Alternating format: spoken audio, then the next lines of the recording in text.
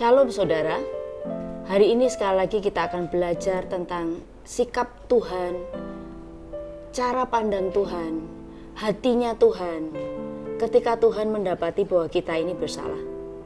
Suatu hari dalam kehidupan dan perjalanan bangsa Israel, mereka memiliki seorang raja, di mana raja ini awalnya memulai segala sesuatu dengan baik kepada Tuhan. Tapi akhir hidupnya memang ada sesuatu yang sedikit menyedihkan. Namun kita tidak belajar bagaimana di awal dan di akhir. Ada sebuah kejadian di Alkitab di mana raja ini harusnya menerima amarah penuh, menerima murka Tuhan yang penuh. Dan itu membahayakan bukan hanya dia, bukan hanya bangsa Israel waktu itu, tapi juga membahayakan perjalanan bangsa ini. Namun ada satu hal yang saya melihat dan kita juga harus melihat, betapa Tuhan itu Tuhan yang sangat memberikan kemurahan, asalkan ada suatu sikap yang keluar dari hati kita, ada satu sikap yang keluar dari diri kita, yang itu bisa melunakkan hati Tuhan. Kalau kita pelajari sama-sama di 2 Tawarik 12, suatu hari, waktu itu ada seorang nabi yang bernama Semaya. Dia mendapat perintah dari Tuhan untuk menegur seorang raja yang namanya Rehabeam. Rehabeam menjadi raja tidak dengan takut akan Tuhan. Dalam masa Israel waktu itu, pilar-pilar didirikan, mezbah-mezbah didirikan. Penyembahan berhala ada di beberapa tempat, di tempat-tempat pemujaan. Dan tidak semuanya dihancurkan. Raja pun juga bukan orang yang sepenuh hati mengikut Tuhan. Sampai suatu ketika Tuhan harus bicara sesuatu kepada seorang nabi yang bernama Nabi Semaya. Nabi ini datang kepada Rehabeam dan berkata, "Rehabeam, engkau dan orang Yahudi telah meninggalkan aku." Isi pesan Tuhan seperti itu. "Dan tidak mau mematuhi hukumku. Jadi sekarang aku meninggalkan dan tidak menolongmu terhadap Sisak." Sisak adalah suatu bangsa, raja yang dibangkitkan Tuhan untuk memukul Rehabeam dan bangsa Israel waktu itu. Kerajaan Yehuda waktu itu. Dan inilah yang menjadi respon yang membuat hati Tuhan itu menjadi berubah dan melunak, kalau istilah saya. Sekalipun faktanya memang betul, Rehabeam waktu itu meninggalkan Tuhan. Rehabeam dan seluruh bangsanya meninggalkan Tuhan. Dan secara hukum memang harus ada hukuman yang harus ditimpakan untuk sebuah didikan. Sebab Tuhanlah satu-satunya yang harus disembah dan ditinggikan oleh Israel dan bangsa Israel dan seluruh rakyat Israel waktu itu. Tapi sayangnya itu tidak didapati di tengah-tengah bangsa Israel waktu itu. Kemudian apa yang dilakukan oleh raja ini, pemimpin Yehuda dan Raja Rehabeam merasa sangat menyesal. Merasa sangat menyesal. Tidak ada pembelaan diri, tidak ada menyalahkan Tuhan. Satu hal yang mereka lakukan waktu itu, mereka merasa sangat menyesal dan merendahkan dirinya di hadapan Tuhan. Kalau saudara baca di 2 Tawarik 12 ayat 6 dikatakan begini, "Lalu mereka berkata, Tuhan benar." Di sini kita perhatikan betapa Rehabeam ini meresponi dengan sangat tepat apa yang harusnya menjadi pukulan Tuhan waktu itu. Dalam hidup kita seringkali ya, beberapa hal kita lakukan dan jelas-jelas kita ini salah. Hati kita ini sangat sulit dididik. Hati kita ini sangat mudah menyimpang. Kalau Alkitab berkata hati kita ini mudah berubah menjadi lain. Seringkali dengan apa yang Tuhan berikan, berkat, kedudukan, apapun yang membuat kita nyaman, bukannya kita bersyukur, kita malah meninggalkan Tuhan. Hati kita bergeser. Dan kita tidak mengikut Tuhan sepenuhnya. Apa yang dulunya menjadi prioritas kita, pengejaran kita kepada Tuhan, itu mulai berkurang. Kenikmatan kita akan Tuhan sebagai satu-satunya dalam hidup kita, itu memudar. Justru ketika kita diberkati, justru ketika Tuhan memberi sesuatu yang kita inginkan, justru ketika Tuhan memberikan dan menjawab mimpi-mimpi kita, hati kita ini berubah menjadi lain. Tuhan dalam cintanya, Tuhan dalam kasihnya, Tuhan dalam kebaikannya sebagai seorang ayah, sebagai Tuhan, sebagai gembala, tentunya tidak akan membiarkan hati kita menyimpang. Dalam kepenuhan cintanya, dalam kebaikannya, dalam kemurahannya, dalam hitungan pukulan hukumannya, maka Tuhan akan mulai menegur dan mendidik kita. Entah apapun yang Tuhan lakukan, mungkin Tuhan akan mulai datangkan sakit penyakit. Bukan Tuhan yang melakukan itu, tapi Tuhan izinkan itu terjadi. Mungkin berupa masalah, mungkin berupa tekanan. Mungkin tiba-tiba Tuhan membangkitkan seseorang atau sesuatu yang kalau dalam istilah Alkitab, Tuhan membangkitkan bangsa asing untuk menggencet Israel. Tuhan akan izinkan itu terjadi. Tapi satu hal rupanya yang membuat hati Tuhan melunak dan yang membuat Tuhan mengurungkan niatnya, tidak sepenuh-penuhnya menghukum kita dan memukul kita dengan seberat-beratnya adalah reaksi hati kita. Di dalam 2 Tawarik 12 ayat 6 ini saya baca dari versi mudah dibaca. Di Alkitab dikatakan, respon Raja Rehabeam dan pemimpin Yehuda waktu itu, mereka berkata, Tuhan benar. Dan rupanya dengan ucapan seperti itu yang didahului dengan mereka menyesal dan merendahkan diri, itu mengubah hati Tuhan menjadi lain. Itu melunakkan hati Tuhan. Lalu Tuhan melihat raja dan para pemimpin Yehuda yang telah merendahkan diri itu. Untuk hal-hal seperti ini Tuhan cepat sekali menoleh dan bereaksi. Untuk hal-hal yang seperti ini Tuhan cepat sekali mengambil tindakan. Sebab sesungguhnya itulah yang dinanti-nantikan Tuhan. Yang diharapkan. Sebuah sikap hati yang ditunggu-tunggu oleh Tuhan. Yaitu apa? Mereka merendahkan diri. Mereka tahu diri. Mereka sadar dan mereka menyesal dengan semua perbuatan mereka. Kemudian pesan Tuhan sampai kepada Semaya, nabi yang diutus itu, dan Tuhan berkata, raja dan para pemimpin telah merendahkan dirinya. Jadi aku tidak membinasakan mereka, tetapi aku segera menyelamatkannya. Aku tidak akan memakai sisak untuk mencurahkan amarahku di Yerusalem. Hanya hukumannya dikurangi, saudara. Kalau saudara baca ayat 8, tetapi orang Israel menjadi hamba sisak. Jadi Tuhan tidak menindas mereka, menghukum, menghabisi mereka lewat sisak, hanya menghamba. Hukumannya diperingan.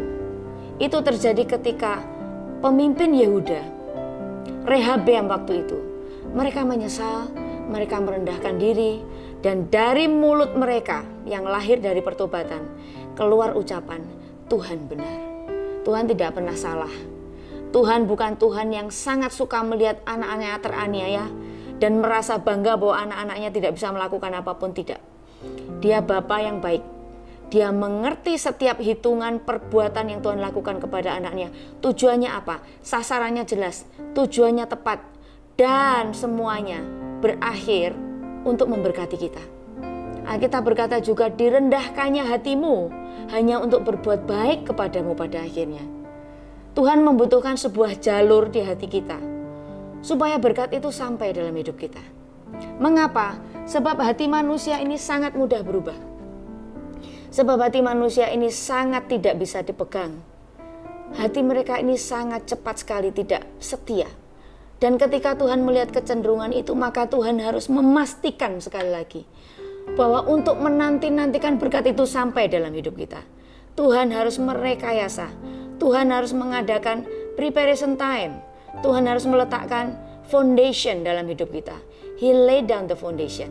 Supaya berkat itu ada landing, tempat untuk landing, untuk mendarat. Sehingga berkat tetap menjadi berkat. Dan tidak berubah menjadi kutuk. Dan akhirnya sisak pun harus sampai kepada Yerusalem dan mengambil harta yang terdapat dalam bait Allah. Beberapa emas, beberapa perak, perisai, yang itu adalah warisan dari Raja Salomo, itu dirampas oleh raja itu. Percayalah, itu tidak sebanding dibandingkan dengan rencana Tuhan awal yang ingin menghabisi bangsa itu. Tuhan melunakkan, Tuhan mengurangi hukumannya. Dan kalau saudara terus perhatikan di ayat-ayat berikutnya, ketika Rehabeam merendahkan dirinya, Tuhan menarik kembali, saudara perhatikan ya, Tuhan menarik kembali amarahnya dari dia. Jadi dia tidak sepenuhnya menghukum bangsa Israel. Dan yang terakhir ada sebuah kalimat yang menurut saya inilah yang sebenarnya mata Tuhan melihat kita. Masih ada hal yang baik terdapat di Yehuda. Inilah Tuhan.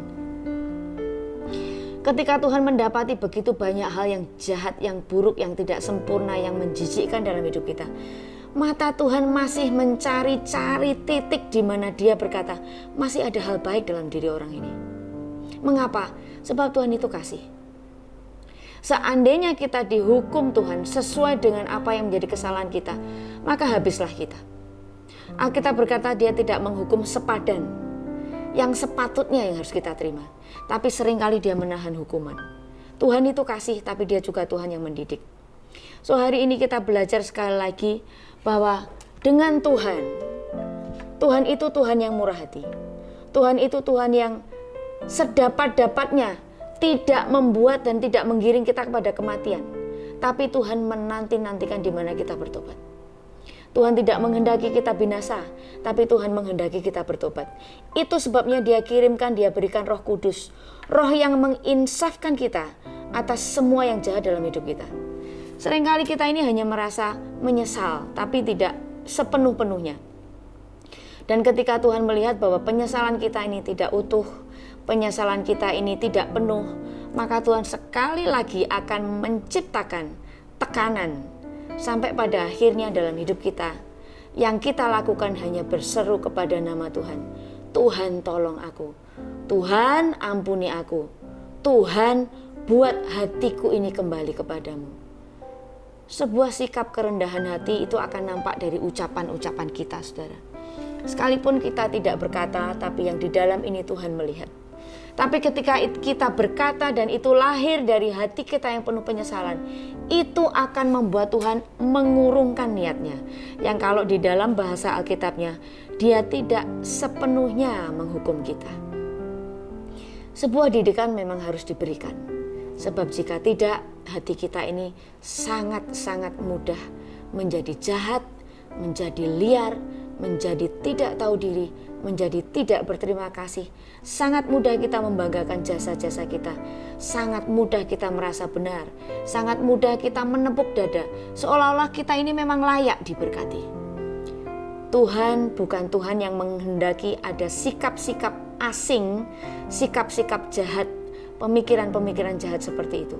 Maka dilakukanlah sebuah didikan yang itu diarahkan untuk hati dan jiwa kita.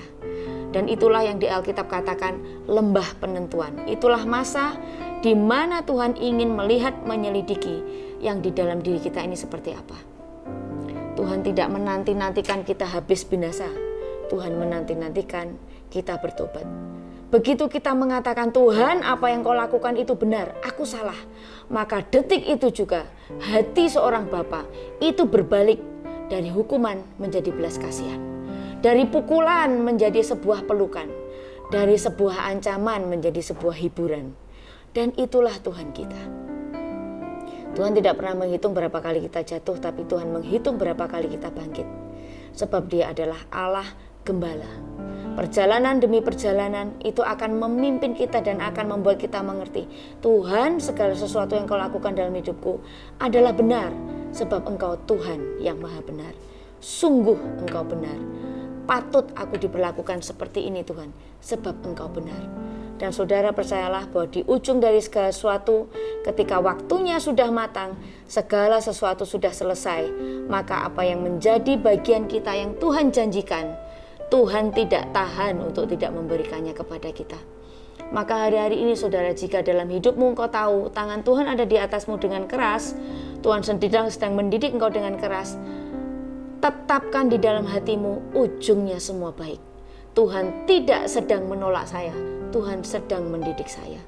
Ada sebuah kurikulum, ada sebuah pengajaran yang harus kita terima lewat semuanya itu. Dan jangan biarkan itu skip. Jangan buru-buru minta Tuhan selesai dan angkat tangannya dari hidup kita. Biarkan Tuhan selesaikan semuanya sampai kita didapati bukan hanya setengah matang, tapi sungguh-sungguh matang dari dalam keluar. Hari ini sekali lagi saya mau katakan, Tuhan kita adalah Tuhan yang baik. Apapun yang dia lakukan itu sungguh amat baik. Dia Tuhan yang benar, maka dia akan melakukan apapun sampai dalam hidup kita didapati kebenaran yang sempurna. Selamat sore, selamat malam. Ini yang bisa saya bagikan. Tuhan Yesus memberkati.